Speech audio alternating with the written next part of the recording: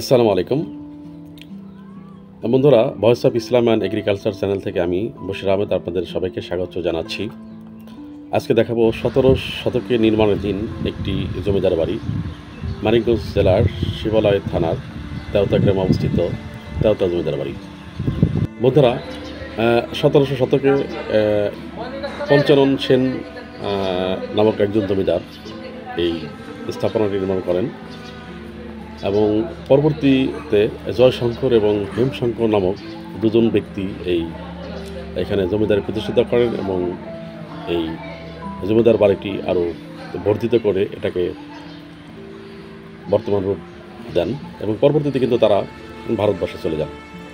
বন্ধুরা, এই তেওতা জমিদার বাড়ি যে শুধু জমিদার বাড়ি তা কিন্তু নয়, অর্থাৎ এখানেই আরেকটি স্মৃতি রয়েছে, সেটা হচ্ছে আমাদের জাতীয় কবি, বিদ্রোহী কবি কাজী নজরুল ইসলামের একটি স্মৃতি বিজড়িত স্থান।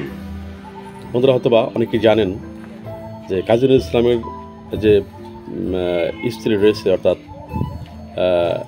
আশালতা সেন দুলি ওরফে প্রমীলা, এখানে কিন্তু জন্মগ্রহণ করেছেন 1908 সালের 10ই মে। তো আপনারা জানেন যে কাজী নজরুল ইসলাম এই মানিকগঞ্জের তেওতা গ্রামে ওনার শ্বশুরবাড়ি অর্থাৎ আশালতা সেন দুলি ওরফে প্রমীলাকে উনি বিবাহ বন্ধন আবদ্ধ হয়েছিলেন সেই 1922 সালে। তো যখন আশালতা সেন দুলি ওরফে প্রমীলা 1908 সালের 10ই মে জন্মগ্রহণ করেন, তার বাবা বসন্ত কুমার সেনের মৃত্যুর পর 1920 সালে প্রমীলা তার মা গিরিবালার সঙ্গে কাকা ইন্দ্র কুমার সেনের চাকরিস্থল কুমিল্লার কান্দিপাড়ে বাসায় যান এবং সেখানে বেশ কিছুদিন থাকেন। ওখানেই থাকতেন আমাদের বিদ্রোহী কবি কাজী নজরুল ইসলাম। সেখানেই 1921 সালে কবি কাজী নজরুল ইসলামের সাথে সেই প্রমীলা দেবীর প্রথম পরিচয় ঘটে। এক পর্যায়ে তাদের সাথে প্রেমের সম্পর্ক হয়। সেই সূত্র ধরেই 1924 সালের 25শে এপ্রিল তাদের বিয়ে হয় এবং তারা ভারতের হুগলিতে বসবাস শুরু করেন।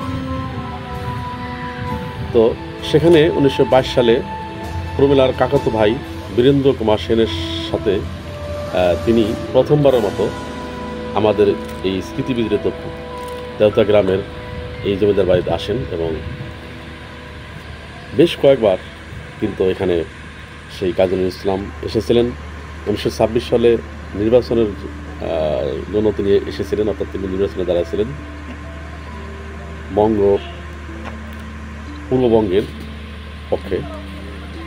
তারপর 1938 সালে তিনি আবার এসেছিলেন।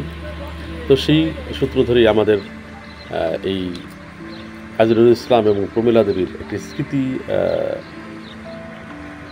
বিজড়িত স্থান আমাদের এই তেওতা জমিদার বাড়ি। দেখতে পাচ্ছেন যে এখানে কাজী নজরুল ইসলাম এবং প্রমীলা দেবীর স্মৃতি ভাস্কর্য রয়েছে। আসলে আমাদের মানিকগঞ্জ জেলার শিবালয় থানার এই তেওতা জমিদার বাড়িটি আসলে একটি প্রত্নতত্ত্ব বিভাগের আওতাধীন প্রকৃতি সংরক্ষিত প্রকৃতি। এটা আসলে বাংলাদেশ সরকার এটাকে সংরক্ষণের